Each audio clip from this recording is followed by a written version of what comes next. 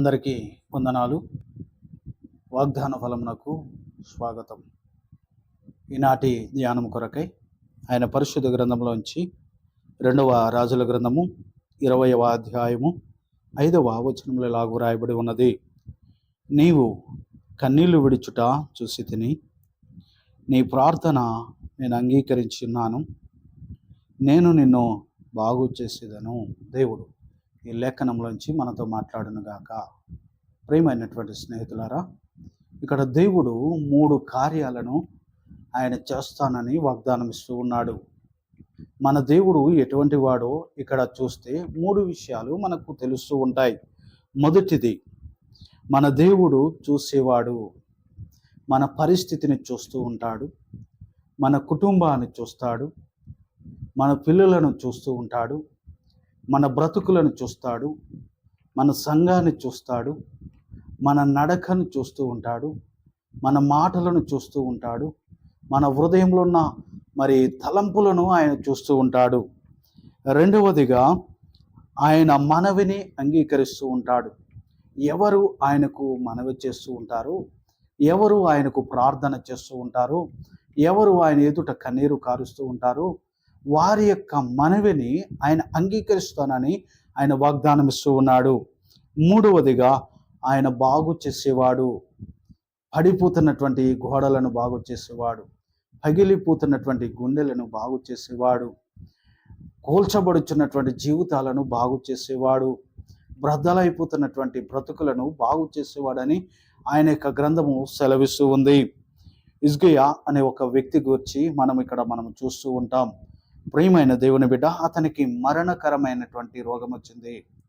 ప్రవక్త వచ్చి చెప్పాడు, అయ్యా నీవిక బ్రతకవు, నీకు వచ్చినటువంటి బలహీనత బహు భయంకరమైనది, నీవు మరణపు అంచుల వరకు చేరిపోయినావు, కనుక నీళ్ళు చక్కబెట్టుకు, నీవేదైనా చెప్పాలనుకుంటే నీ స్నేహితులకు, నీ కుటుంబీకులకు నీవు చెప్పుకో అని ప్రవక్త వచ్చి చెప్పినప్పుడు అతడు ఎవ్వరి దగ్గరకు వెళ్ళలేదు.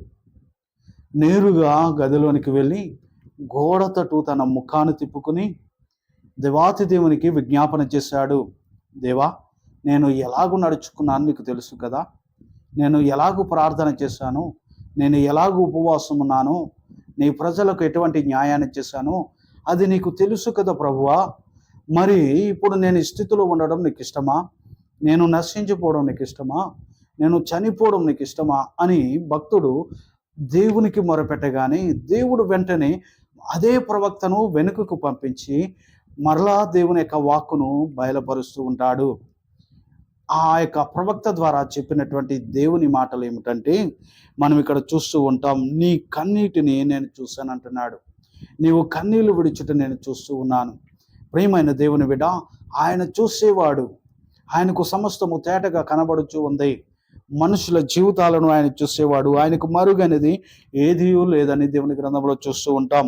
సామెతల గ్రంథము 15:11 వచనంలో నరుల యొక్క హృదయము ఆయనకు మరీ తేటగా కనబడుతూ ఉందని, జపన్య గ్రంథము 3:5 వచనంలో ఆయనకు రహస్యం అనేది ఏదీ లేదని మనం చూస్తూ ఉంటాం. కనికరం కలిగినటువంటి దేవుడు కన్నీటిని చూసి ఆయన హృదయము కరిగిపోయింది. వెంటనే ప్రవక్తను పంపించి అతని మీద కనికరాన్ని నేను చూపిస్తూ ఉన్నాను, అతని ఆయుష్ను పెంచుతున్నానని సెలవిచ్చాడు. నేను ఆయనకు మొరపెట్టినప్పుడు కనికరం కలిగినటువంటి దేవుడు ఆయన కనికరాన్ని దగ్గరకు పంపిస్తాడు. నీ జీవితంలో ఆయుష్ను కావాలంటే ఆయుష్ను, నీకు జయమును కావలసినప్పుడు జయమును, నీకు ఆరోగ్యాలు కావలసినప్పుడు ఆరోగ్యము, నీకు ఉద్యోగము కావలసినప్పుడు ఉద్యోగము, నీకు కాపుదల కావలసినప్పుడు కాపుదల ఆయన నీకు ఇవ్వడానికి ఆయన సిద్ధముగా ఉన్నాడు. మన దేవుడు మనల్ని దీవించాలని కోరుకుంటున్నాడు. మన దేవుడు మన యొక్క జీవితాలపై, మన యొక్క తలపై ఆయన యొక్క ఆశీర్వాదాన్ని పంపాలని, ఆయన ఆశీర్వాదాన్ని దింపాలని ఆయన కోరుకుంటున్నాడు. నీ చేయి పట్టి ఆయన నిన్ను నడిపించాలని కోరుకుంటున్నాడు. నీ బ్రతుకును దీవించాలని ఆయన యొక్క హస్తాలను చాపుచూ ఉన్నాడు. నీవు భయపడకుండా ఆయన కాపుదల ఇవ్వాలనుకుంటున్నాడు. నీవు కృంగిపోకుండా ఆయన చేయిని అందించాలనుకుంటున్నాడు. దిగజారిపోతూ ఉన్నప్పుడు, కన్నీటిలో ఉన్నప్పుడు దేవుడు నీ మనవిని ఆలకించి నీకు సహాయం చేయాలని ఆశ కలిగినటువంటి దేవుడు మన దేవుడు. ద్వితీయోపదేశకాండం 32:39 దేవునికి లేఖనం అంటుంది, ఆయనే మనలను బ్రతికిస్తాడని, ఆయన మన గాయాలను కడతాడని, ఆయన మనకు తోడై ఉంటాడని అక్కడ వ్రాయబడి ఉంటుంది. 147 కీర్తన 3 గుండె చెదరిన వారిని ఆయన బాగు చేస్తాడని దేవుని యొక్క లేఖనంలో చూస్తూ ఉంటాం. వారి గాయాలను ఆయన కడతాడని అక్కడ వ్రాయబడి ఉంటుంది. 118 కీర్తన 18 యెహోవా నన్ను కఠినంగా శిక్షించను, కానీ ఆయన నన్ను మరణానికి అప్పగించలేదు అంటున్నాడు భక్తుడు. మన జీవితంలో కొన్నిసార్లు కఠినమైనటువంటి బాధలు అనుభవిస్తున్నప్పుడు భయపడకండి. మన దేవుడు ఎప్పుడు మరణానికి అప్పగించడు. మనము బ్రతకాలని కోరుకునే దేవుడు మన దేవుడు. మన బ్రతుకులను సంతోషంతో నింపాలని కోరుకునేవాడు మన దేవుడు. 66 కీర్తన 19 నిశ్చయముగా దేవుడు నా మనవిని ఆలకించాడని అక్కడ వ్రాయబడి ఉన్నది. 66 కీర్తన 20 దేవుడు నా ప్రార్థన త్రోసివేయలేదు, నా యుద్ధ నుంచి తన కృపను తొలగింపలేదని భక్తుడు దేవుని స్తుతిస్తూ ఉన్నాడు. ప్రియమైన దేవుని బిడ్డ, నేను ఆయనను స్తుతించాలంటే ఆయన కృప మన దగ్గర ఉంటుంది, ఆయన యొక్క సహాయం మన దగ్గర ఉంటుందని నీవు నమ్ము. అప్పుడు దేవుడు తన యొక్క సహాయాన్ని దయచేస్తూ ఉంటాడు. రెండవదిగా మనవిని అంగీకరించేవాడు మన దేవుడు. నీవు ఏ విషయంలో నీవు మొరపెడుచు ఉన్నావో, ఏ విషయంలో నీవు మనవి చేస్తూ ఉన్నావో ఆ మనవి నీ దేవుడు ఆలకిస్తానని సెలవిస్తూ ఉన్నాడు. ఆరోగ్యం కావాలని మనవి చేస్తూ ఉన్నావా? ఉద్యోగం కావాలని మనవి చేస్తూ ఉన్నావా? ధైర్యము కావాలని నువ్వు మనవి చేస్తూ ఉన్నావా? బలము కావాలని, నీ జీవితంలో విజయము కావాలని, జ్ఞానాభివృద్ధి కావాలని దేని విషయంలో నీవు మనవి చేస్తూ ఉన్నావు, ఆ మనవిని దేవుడు ఆలకించడానికి, నీ యొక్క ప్రార్థన ఆయన వినడానికి ఆయన సిద్ధంగా ఉన్నాడు అని మనము జ్ఞాపకం చేసుకోవాలి. మూడవదిగా ఆయన బాగు చేస్తాడు. మన బ్రతుకులను ఆయన బాగు చేసేవాడు. పాడైపోతున్నటువంటి ఇశ్రాయేలును ఆయన బాగు చేశాడు. పడిపోతున్నటువంటి గుడారాన్ని మరలా ఆయన తిరిగి కట్టాడు. మన జీవితాలు పగిలిపోతున్నటువంటి స్థితిలో ఉంటే, మన హృదయాలు బ్రద్దలైపోయినటువంటి స్థితిలో ఉంటే, నా దేవుడు అంటున్నాడు, నేను నిన్ను బాగు చేస్తాను, నేను నీకు సహాయం చేస్తానని ఆయన వాగ్దానం ఇస్తూ ఉన్నాడు. మన జీవితాలు బాగు చేసే దేవుడు మనకున్నాడు.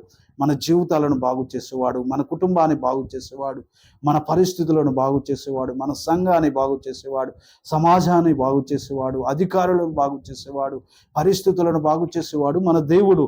నన్ను బాగు చేసి మనలను సరైనటువంటి స్థితిలో ఉంచడానికి, సరైనటువంటి పాత్రగా మలచడానికి ఆయన సిద్ధముగా ఉన్నాడు. కుమ్మరి వాని చేతిలో ఒక పాత్ర తయారు చేయబడుతున్నప్పుడు అది పగిలిపోతుంది.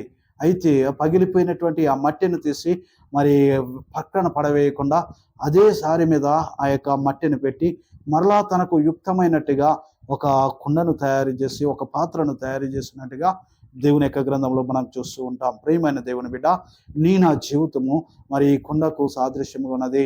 ఈ పాత్ర ఎలాగైతే పగిలిపోయిందో అలాగూ మనము కూడా అనేక సార్లు సమస్యల చేత పగిలిపోయాము, బలహీనతల చేత పగిలిపోతూ ఉన్నాము. ఇక్కడ హిజ్కియా భక్తుడు కూడా తన జీవితం పగిలిపోయింది, ఇక పనికిరాదు అన్న స్థితికి చేరిపోయిన తర్వాత దేవుడు కనికరించి మరలా అదే మట్టిని తీసి మరొక పాత్రను చేసినట్టుగా ఈ భక్తుని జీవితాన్ని మరలా మలిశాడు. మరలా కొన్ని సంవత్సరాల ఆయుష్నిచ్చి ఈ లోకంలో సాక్షిగా నిలబెట్టాడు. నేను ఆయన మాట వింటే, నేను ఈ విధంగా కన్నీటి ప్రార్థన చేయగలిగితే, మనుషులతో కాకుండా దేవునితో చెప్పుకుని దేవునికి విజ్ఞాపనం చేయగలిగితే, నా బ్రతుకును కూడా అలా బాగు చేసి మనల్ని దీవిస్తాడు. అటువంటి ధన్యత దేవుడు ఈ మాటలు వినిచినటువంటి మనకందరికీ దేవుడు అనుగ్రహించును గాక. ఆమేన్.